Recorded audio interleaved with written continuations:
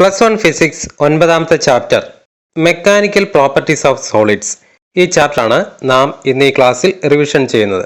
എല്ലാ വിദ്യാർത്ഥികൾക്കും physics revision ക്ലാസ്സിലേക്ക് സ്വാഗതം.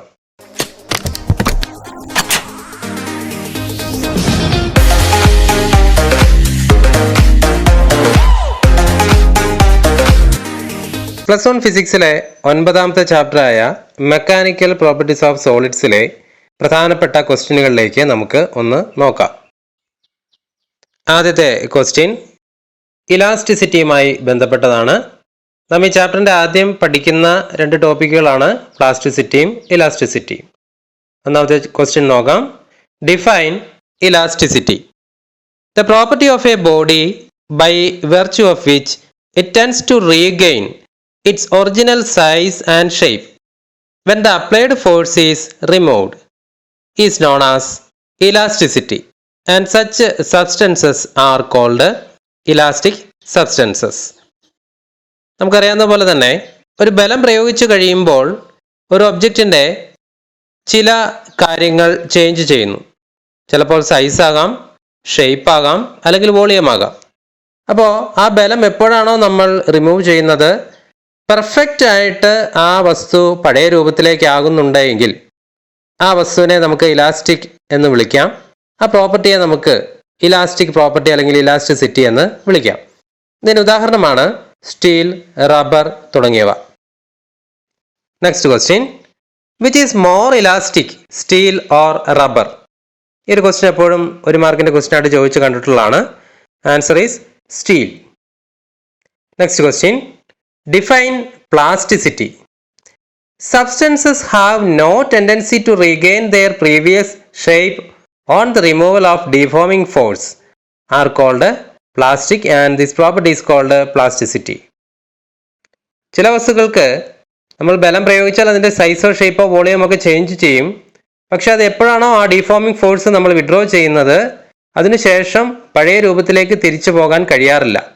അത്തരത്തിലുള്ള വസ്തുക്കളെയാണ് പ്ലാസ്റ്റിക് എന്ന് നാം വിളിക്കുന്നത്. ആ പ്രോപ്പർട്ടിയെ വിളിക്കുന്ന പേരാണ് പ്ലാസ്റ്റിസിറ്റി. ഉദാഹരണം putty and mud. Next question, define stress. പലപ്പോഴായിട്ട് ഒരു മാർക്കിൻ്റെ ക്വസ്റ്റ്യൻ ആയിട്ടൊക്കെ ചോദിച്ചിട്ടുള്ളതാണ്. ഒരു മാർക്കിനെ 2 മാർക്കിനെയും ക്വസ്റ്റ്യൻ ആയിട്ട് ചോദിച്ചിട്ടുണ്ട്. ഇക്വേഷനും യൂണിറ്റും എല്ലാം നാം കൃത്യമായി തന്നെ പഠിച്ചിരിക്കേണ്ടതാണ്. The restoring force per unit area is known as stress.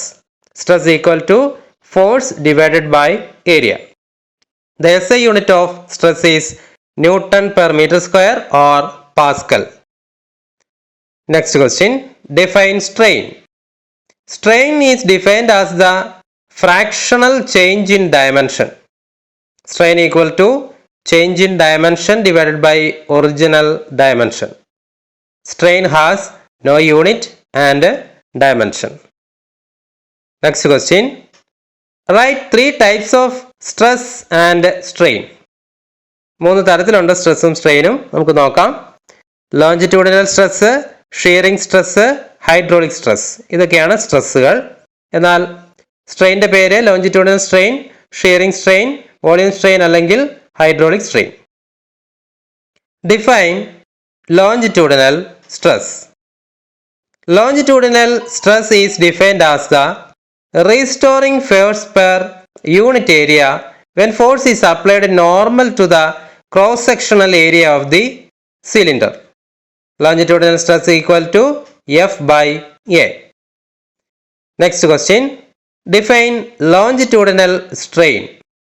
Longitudinal strain is defined as the ratio of the change in length delta L to the original length L of the body.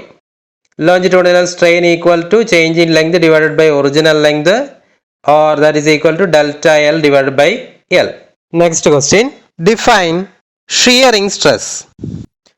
Shearing stress is defined as the restoring force per unit area when a tangential force is applied on the cylinder. Shearing stress equal to F divided by A. Next question, define shearing strain.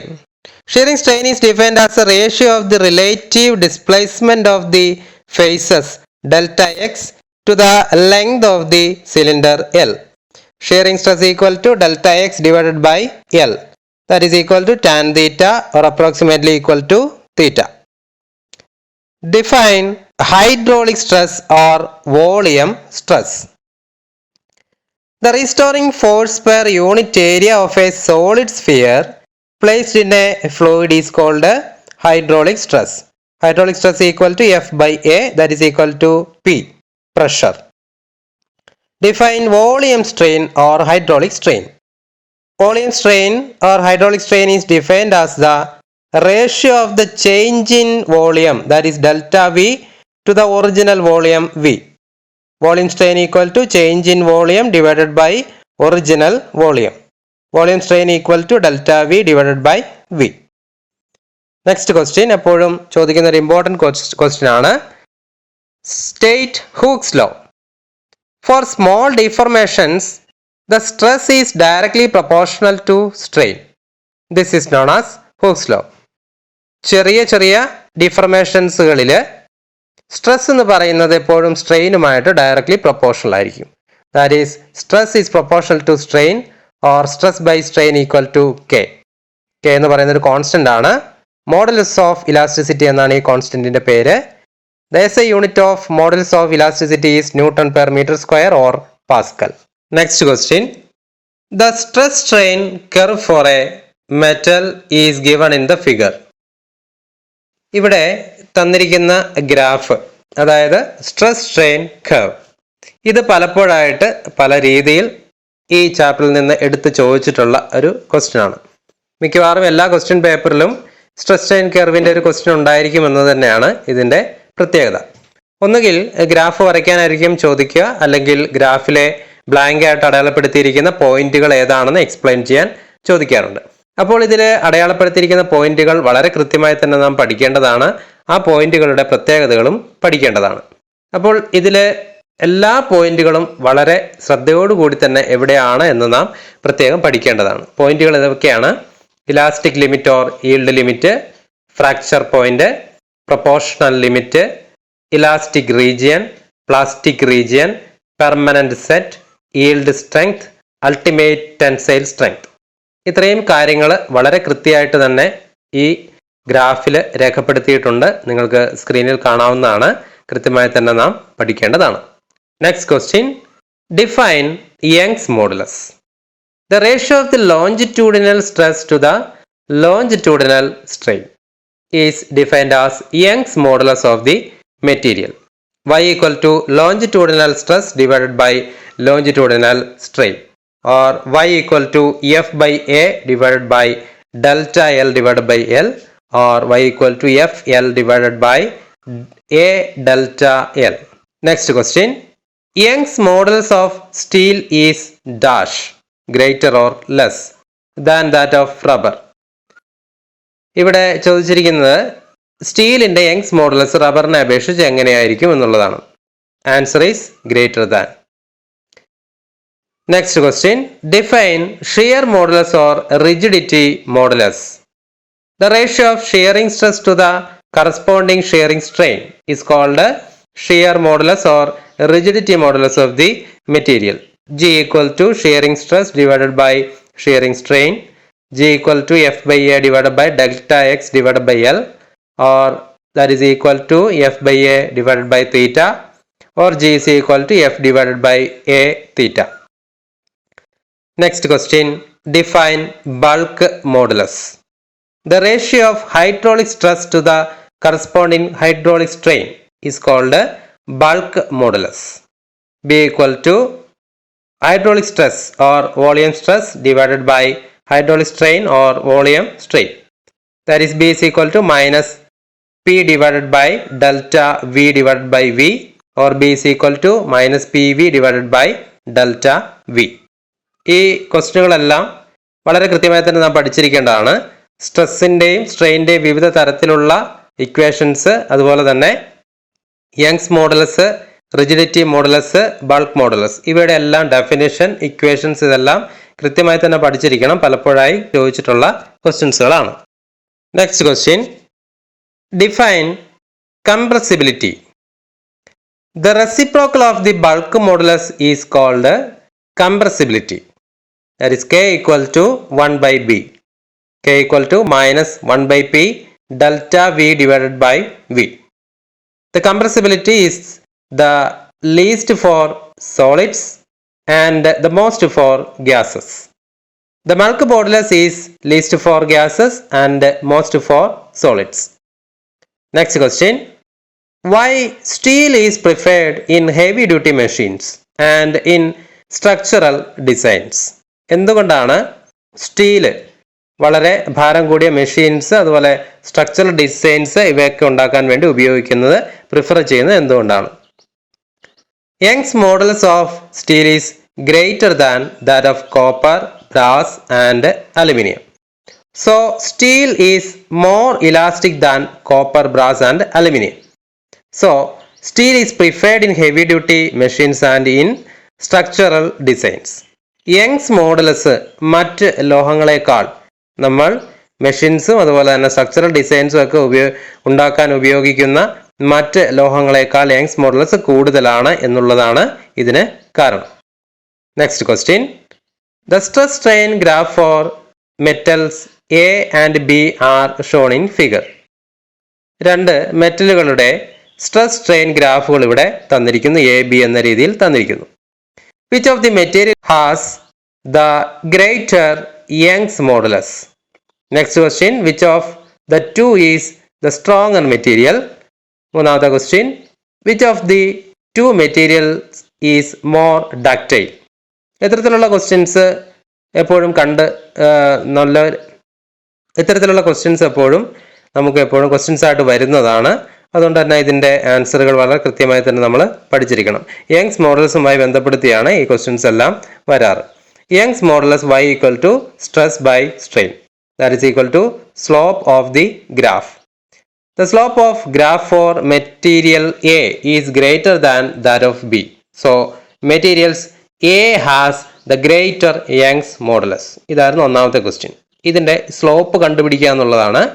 അപ്പോൾ slope ഏറ്റവും കൂടുതൽ ഏതിനാണോ അതിനായിരിക്കും Young's modulus കൂടുതൽ. The slope of for metal A is greater than that of B. So, the materials A has the greater Young's modulus. രണ്ടാമത്തെ question. ഏത് മെറ്റീരിയലാണ് stronger എന്നുള്ള കാര്യമാണ്. The strength of the material is determined by the amount of stress required to cause fracture. The fracture point is greater for material A, so the material A is stronger than B. മൂന്നാമത്തെ question. ഏത് മെറ്റീരിയലാണ് ductile എന്നാണ് ചോദിച്ചിരിക്കുന്നത്. The fracture point is far apart for material A than B, so material A is more ductile than B. ഈ question കൃത്യമായി തന്നെ ഇതിൻ്റെ answer വിലയിരുത്തി പഠിക്കുക. ഇത്തരത്തിലുള്ള ക്വസ്റ്റ്യൻ നമുക്ക് വേണമെങ്കിൽ പ്രതീക്ഷിക്കാവുന്നതാണ്. അടുത്തൊരു ക്വസ്റ്റ്യൻ നോക്കൂ. The stress strain graph four 3 materials A B and C are shown below. Which is more elastic, A B or C? Justify your answer. ഇതിന് തൊട്ട് മുൻപ് നാം പഠിച്ച ക്വസ്റ്റ്യനോടൊപ്പമോ അല്ലാതെയോ ഒക്കെ ചോദിച്ചു കണ്ടിട്ടുള്ള ഒരു ക്വസ്റ്റ്യൻ തന്നെയാണ് ഇത്. ഇവിടെ 3 മെറ്റീരിയലിൻ്റെ സ്ട്രെസ് സ്ട്രെയിൻ ഗ്രാഫ് ആണ് കൊടുത്തിരിക്കുന്നത്. ഇതിൽ ഏതാണ് ഇലാസ്റ്റിക് എന്നാണ് ചോദ്യം. Material A is more elastic. നമുക്ക് നോക്കാം കാരണം എന്താണെന്ന്. The modulus of elasticity equal to stress divided by strain, that is equal to slope of the graph. The slope of graph for material A is greater than that of B and the C. So the material A is more elastic. Next question. Define Poisson's ratio. The ratio of lateral strain to the longitudinal strain is called Poisson's ratio. That is equal to lateral strain divided by longitudinal strain. Equation is sigma equal to delta D divided by delta L into L by D. Poisson's ratio has no unit and dimension. Young's മോഡുലസിൻ്റെ application എന്ന രീതിയിൽ നാം പഠിക്കുന്നതാണ്. വളരെ ഭാരമുള്ള വസ്തുക്കളെ എടുത്ത് ഉയർത്താൻ ആവശ്യമായിട്ടുള്ള ഇരുമ്പ് വടം, അതിൻ്റെ റേഡിയസ് കണ്ടുപിടിക്കൽ, അതുപോലെ തന്നെ മാക്സിമം സേഫ്റ്റിയിൽ ബ്രിഡ്ജുകളും മറ്റ് കൺസ്ട്രക്ഷൻസും ഉണ്ടാക്കുക. അപ്പോൾ ഇതുമായി ബന്ധപ്പെട്ട 1-2 ക്വസ്റ്റ്യൻസ് ഉണ്ട്, നമുക്ക് അതൊന്ന് നോക്കാം. Cranes used for lifting and moving heavy lords have thick metal rope. Why? This is due to the fact that metal have greater Young's modulus. Greater Young's modulus ഉള്ളത് വളരെ സ്ട്രോങ് ആയിട്ടുള്ള മെറ്റീരിയൽസ് ആയിരിക്കും. അപ്പോൾ അതുകൊണ്ട് തന്നെ മെറ്റലാണ് നമ്മൾ ഇതിനെ ഏറ്റവും കൂടുതൽ പ്രിഫർ ചെയ്യുന്നത്. വളരെ ഭാരമുള്ള ലോഡുകൾ എടുത്ത് ഉയർത്താൻ ആവശ്യമായിട്ടുള്ള മെറ്റൽ റോപ്പിന് നമ്മൾ മെറ്റൽസ് യൂസ് ചെയ്യുന്നത് എന്തുകൊണ്ടാണ് എന്നാണ് ചോദിച്ചിരുന്നത്. യങ്സ് മോഡൽസുമായി ബന്ധപ്പെടുത്തി തന്നെ നമുക്കിതിനെ ആൻസർ പറയാവുന്നതാണ്. The metal ropes used in cranes are always made of number of thin wires braided together. Why? അതായത് വലിയ ഭാരം എടുത്തുയർത്താൻ ആവശ്യമായിട്ടുള്ള വലിയ വടങ്ങൾ അത് ചെറിയ നാരുകൾ പോലെയുള്ള മെറ്റൽ വയറുകൾ കൂട്ടിച്ചേർത്തിട്ടാണ് ഉണ്ടാക്കുന്നത്. എന്താണ് കാര്യം? In cranes, thicker rope of radius about 3 cm is recommended. A single wire of this radius would practically be a rigid rod. So the ropes are always made of a number of thin wires braided together for ease in manufacture, flexibility and strength. നമുക്ക് വളരെ വലിയ ഭാരം എടുത്തുയർത്താൻ ആവശ്യമായിട്ടുള്ള ക്രെയിനുകളിൽ ഉപയോഗിക്കുന്ന ആ ഒരു വടത്തിന് 3 centimetre വരെയൊക്കെ thickness recommend ചെയ്യുന്നുണ്ട്. ഇത്രയും തിക്നെസ്സിൽ നാം ഒരു ഇരുമ്പിന്റെ വടം തയ്യാറാക്കുകയാണെങ്കിൽ അതൊരു റോഡിന്റെ രീതിയിലായി മാറാൻ ചാൻസ് ഉണ്ട്. അതിന്റെ ഫ്ലെക്സിബിലിറ്റി ഒക്കെ വളരെ കുറഞ്ഞിരിക്കുന്നതായിരിക്കും. അപ്പോൾ അതുകൊണ്ട് തന്നെ ഒരു സിംഗിൾ വയർ ഉണ്ടാക്കാതെ അത്തരത്തിലുള്ള ഒരുപാട് നാരുകൾ പോലെയുള്ള മെറ്റൽ വയറുകൾ കൂട്ടിച്ചേർത്ത് ഒരു മാനുഫാക്ചർ ചെയ്ത് ഒരു ബലമുള്ള ഒരു മെറ്റീരിയലുള്ള ഒരു വയറാക്കി അല്ലെങ്കിൽ ഒരു റോപ്പാക്കി നമ്മളതിനെ മാറ്റുകയാണ് ചെയ്യുന്നത്. അതുകൊണ്ടാണ് ഒരുപാട് തിൻ വയേഴ്സ് ബ്രൈഡഡ് ടുഗദർ ആയിട്ടുള്ള ക്രെയിനിലെ വടങ്ങൾ നമുക്ക് കാണുവാൻ സാധിക്കുന്നത്. Next question. The maximum height of mountain on earth is approximately equal to 10 kilometre. Why? The height of mountain is limited by elastic properties of rocks. Next question. Write the expression for bending delta produced in the beam shown below. How can we reduce bending? ഒരു ബീമിൻ്റെ bending ആണ് അവിടെ കൊടുത്തിരിക്കുന്നത്. Wait കയറുമ്പോൾ ഒരു ബീമിന് delta എന്ന രീതിയിൽ ഒരു ചെറിയ ബെൻഡിങ് ഉണ്ടാവുന്നു. അപ്പോൾ ഇതെങ്ങനെയാണ് നമുക്ക് കുറയ്ക്കുവാൻ റെഡ്യൂസ് ചെയ്യാൻ സാധിക്കുന്നത്? നമുക്കറിയാം അതിൻ്റെ ഡെൽറ്റയുടെ ഇക്വേഷൻ ഉണ്ട്, WL³ ഡിവൈഡഡ് ബൈ 4BD³Y. അപ്പോൾ ഇതിൽ ഇൻവേഴ്സ്ലി പ്രൊപ്പോർഷണൽ ആയിട്ടുള്ള കാര്യങ്ങൾ കുറഞ്ഞാൽ ഡെൽറ്റ കൂടും, അത് കൂടിയാൽ ഡെൽറ്റ കുറയും. അതുപോലെ ഡയറക്റ്റ്ലി പ്രൊപ്പോർഷണൽ ആയിട്ടുള്ള കാര്യങ്ങൾ കൂടിയാൽ ഡെൽറ്റ കൂടും, കുറഞ്ഞാൽ ഡെൽറ്റ കുറയും. അപ്പോൾ ഈ ഇക്വേഷൻ ഒന്ന് അനലൈസ് ചെയ്തതിന് ശേഷം അതിലെ ടേമുകൾ തന്നെ നമുക്ക് എഴുതാവുന്നതാണ് എക്സാമിന്. The bending is reduced by using a material with a large Young's modulus Y, increasing the breadth of the beam, increasing the depth of the beam. Next question. What is buckling? എന്താണ് buckling?